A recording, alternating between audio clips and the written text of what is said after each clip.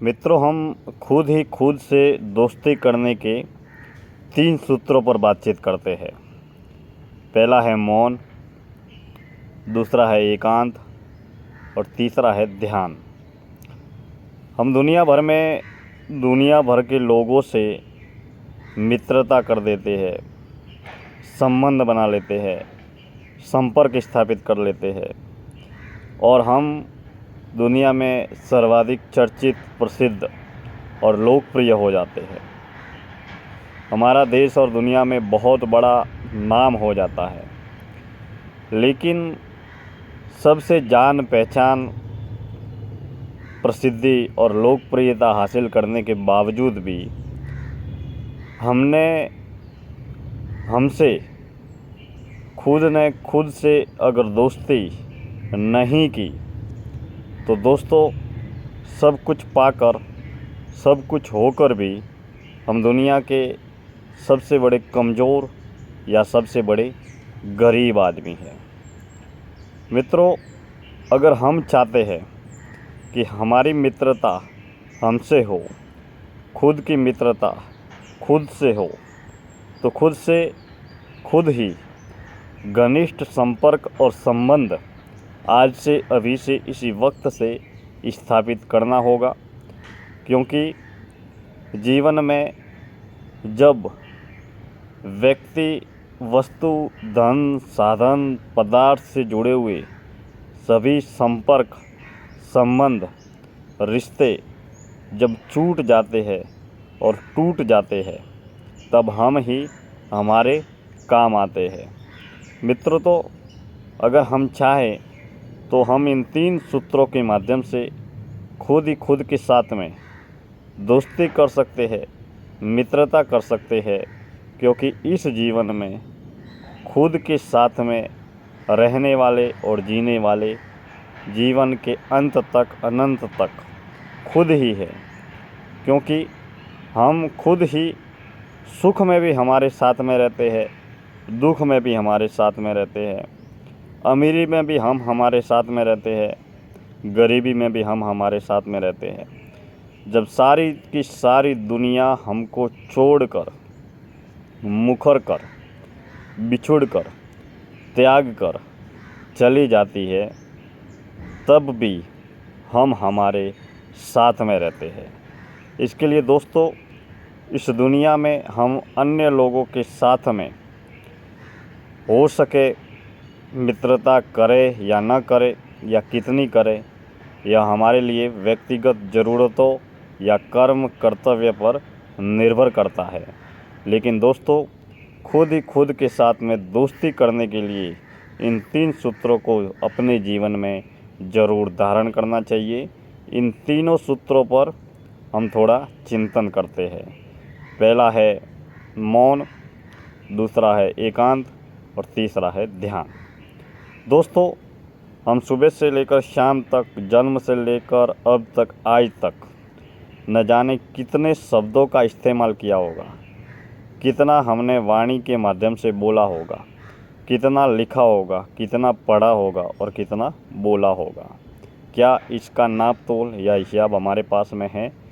और जब तक, आज तक, अब तक से मौत तक हम कितना लिखेंगे, कितना पढ़ेंगे, कितना बोलेंगे, क्या इसका कोई अनुपात या हिसाब हमारे पास में है? दोस्तों, दैनिक व्यवहारिक जीवन में हमें हमेशा ज़रूरत से ज़्यादा कभी भी, कहीं भी, किसी भी रूप में नहीं बोलना चाहिए। सर्वाधिक रूप से मौन को जीवन में धारण करना चाहिए। हमें दुनिया की नज़र में न तो ज्ञानी बनना है, न ही मूर्ख बनना है। मौन रहना है, मौन जीना है और मौन ही मरना है। मुक्त रहना है, मुक्त जीना है और मुक्त मरना है। जब हम मौन को धारण करते हैं, मौन को जीवन में सहर्ष स्वीकार करते हैं, तब हम तर्क, वितर्क, कुतर्क, बात, बहस, वाद विवाद, प्रतियोगिता, सवाल जवाब, तमाम तरीके के वाणी, विचार, ज्ञान, अनुभव के, अहंकार के पोषण होने से मुक्त रहते हैं। और हम जितना मौन रहते हैं, उतना खुद को जान पाते हैं, पहचान पाते हैं, समझ पाते हैं, खोज पाते हैं, अनुभव कर पाते हैं, और वही सामने वाले किसी व्यक्ति को, किसी व्यवस्था को, किसी अवस्था को, किसी घटना को बहुत बेहतरीन तरीके से समझ पाते हैं। हम जितना मौन रहते हैं उतना ही व्यर्थ के वाद विवाद, लड़ाई झगड़े, तर्क वितर्क, कुतर्क, बात बहस से भी मुक्त रहते हैं। मित्रों, जीवन में सबसे बड़ी भाषा है वह है मौन। दैनिक व्यवहारिक जीवन में भी सबसे कम से कम बोलना चाहिए, ज़रूरत के अनुसार ही बोलना चाहिए। और जितना हम कम बोलेंगे, मौन रहेंगे, उतना हम अपने आप को भी समझ पाएंगे और सामने वाले व्यक्ति को भी बहुत बेहतरीन तरीके से, सुव्यवस्थित तरीके से समझ पाएंगे। और जितना कम बोलेंगे उतना हमारा समय, हमारी ऊर्जा शक्ति, हमारी जीवनी शक्ति हमेशा बची रहेगी। इसके लिए दैनिक व्यवहारिक जीवन में भी हमें मौन को धारण करना चाहिए और प्रतिदिन, सप्ताह में या महीने में जितना संभव हो सके 1 घंटे, 2 घंटे, 1 दिवस, 2 दिवस यथासंभव मौन को धारण करने का प्रयास या अभ्यास करना चाहिए। मौन को धारण करने के साथ में ही अगर समय समय पर हो सके तो आर्य मौन का भी पालन करना चाहिए। आर्य मौन अर्थात अपनी पंच ज्ञान इंद्रियों को पूर्ण रूप से आंतरिक अंतर्मुखी दिशा में मोड़ लेना, यानी कि जहाँ पर बोलना भी नहीं है, इशारे भी नहीं करने हैं और व्यर्थ की कोई चीज़ें देखना भी नहीं है। तो दोस्तों, अपने जीवन में मौन का पालन करना चाहिए, आर्य मौन का पालन करना चाहिए और वाणी, विचार, ज्ञान के इस बाजार से मुक्त रहकर, मुक्त जीकर मौन और मुक्त जीवन का प्रयास और अभ्यास भी करना चाहिए, ताकि हमारी दोस्ती हमारे साथ में हो सके। पहला सूत्र मौन, दूसरा सूत्र है एकांत। मित्रों, हम दैनिक व्यवहारिक, पारिवारिक, सामाजिक जीवन में कर्म कर्तव्य का किरदार अदा करने के लिए हम भीड़, मेले, बाजार के इस संसार के शोरगुल में रहते हैं और जीते हैं। लेकिन समय समय पर हमें अपने आप के लिए शांत, एकांत वातावरण का चयन करके एकांत में रहना और जीना चाहिए। वहाँ पर अपने कर्म का, अपने जीवन का अवलोकन और निरीक्षण करना चाहिए। अपने जीवन को जानना, पहचानना और परखना चाहिए। अपने किए गए क्रियाकलापों पर, अपनी वाणी पर, अपने विचार पर, अपने व्यक्तित्व पर, अपने कर्म पर संपूर्ण रूप से सूक्ष्म तरीके से अवलोकन और निरीक्षण करना चाहिए। एकांत में केवल एक अकेले को वक्त देना चाहिए और खुद को जानने, पहचानने और समझने का प्रयास करना चाहिए। वह एकांत घर में भी हो सकता है, ऑफिस में भी हो सकता है, दुकान में भी हो सकता है, जंगल में भी हो सकता है। इस एकांत के माध्यम से हम अपने आप के करीब आते हैं, हम अपने मन के करीब आते हैं, हम अपने तन के करीब आते हैं, हम अपने कर्म के करीब आते हैं और हम अपने अनुभव के करीब आते हैं। तो दोस्तों, जीवन में समय समय पर हमें दैनिक व्यवहारिक जीवन की ज़रूरतों को पूरा करने के लिए हम भले हमेशा हज़ारों लाखों लोगों की भीड़, मेले, बाज़ार के शोरगुल में क्यों न रहते और जीते हो, लेकिन समय समय पर हमें अपने आप के लिए, एक अकेले व्यक्तिगत जीवन के लिए खुद के लिए समय निकालना चाहिए। दोस्तों, पहला सूत्र मौन, दूसरा सूत्र एकांत और तीसरा सूत्र है ध्यान। प्रतिदिन दैनिक व्यवहारिक जीवन में हमें ध्यान का भी प्रयास या अभ्यास करना चाहिए, क्योंकि घर, परिवार, समाज, संसार के जितने भी कार्य है वो बाहरी है, बहिर्मुखी है, जहाँ पर पंच ज्ञान इंद्रिया और पंच कर्म इंद्रिया बाहरी बाजारू जगत में सदैव सतत सक्रिय होती है।